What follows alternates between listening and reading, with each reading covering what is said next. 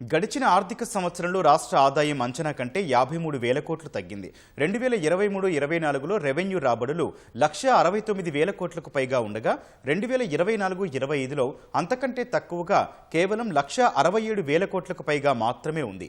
పన్ను ఆదాయం అంతకుముందు సంవత్సరంతో పోలిస్తే కేవలం 743 కోట్లు ఎక్కువగా వచ్చింది.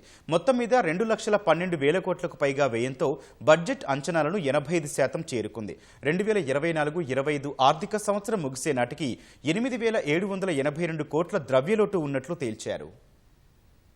మార్చితో ముగిసిన 2024-25 ఆర్థిక సంవత్సరంలో రాష్ట్ర ఆదాయం తగ్గింది. Controller and auditor general CAG వివరాలు ఆ విషయాన్ని తేల్చాయి. అంతకుముందు సంవత్సరం 2023-24తో పోలిస్తే 1,285 కోట్లు తగ్గాయి. 2023-24లో రాష్ట్ర రెవెన్యూ రాబడులు 1,69,089 కోట్లు కాగా 2024-25లో ఆ మొత్తం 1,67,804 కోట్లుగా ఉంది. బడ్జెట్ అంచనాను 78% చేరుకుంది. పన్ను ఆదాయం స్వల్పంగా పెరిగింది. 2023-24లో పన్నుల ద్వారా 1,35,540 కోట్లు కాగా 2024-25లో ఆ మొత్తం 1,36,283 కోట్లుగా ఉంది. ముందు ఏడాదితో పోలిస్తే కేవలం 743 కోట్లు మాత్రమే పెరిగాయి. పన్ను ఆదాయం బడ్జెట్ అంచనాని 82% చేరుకుంది. జీఎస్టీ అమ్మకం పన్ను ఆదాయం స్వల్పంగా పెరగ్గా స్టాంపులు, రిజిస్ట్రేషన్లు, ఎక్సైజ్ పన్నుల ద్వారా వచ్చే ఆదాయం ముందు ఏడాదితో పోలిస్తే తగ్గింది. కేంద్ర పన్నుల్లో రాష్ట్ర వాటాలో పెరుగుదల ఉంది.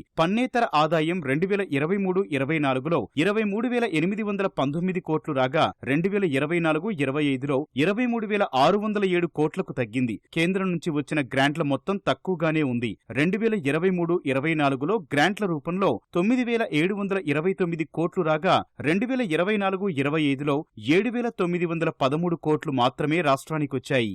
ప్రభుత్వం చేసిన రుణాల మొత్తం తక్కువగానే ఉంది. 2023-24లో రాష్ట్ర ప్రభుత్వం అప్పుల రూపంలో 49,589 కోట్లు సమీకరించుకోగా 2024-25లో 48,322 కోట్లు మాత్రమే తీసుకుంది. గడిచిన ఆర్థిక సంవత్సరంలో రాష్ట్ర ప్రభుత్వానికి అన్ని రకాలుగా 2,17,651 కోట్లు సమకూరాయి. బడ్జెట్ అంచనాలో ఇది 79% పైగా ఉంది.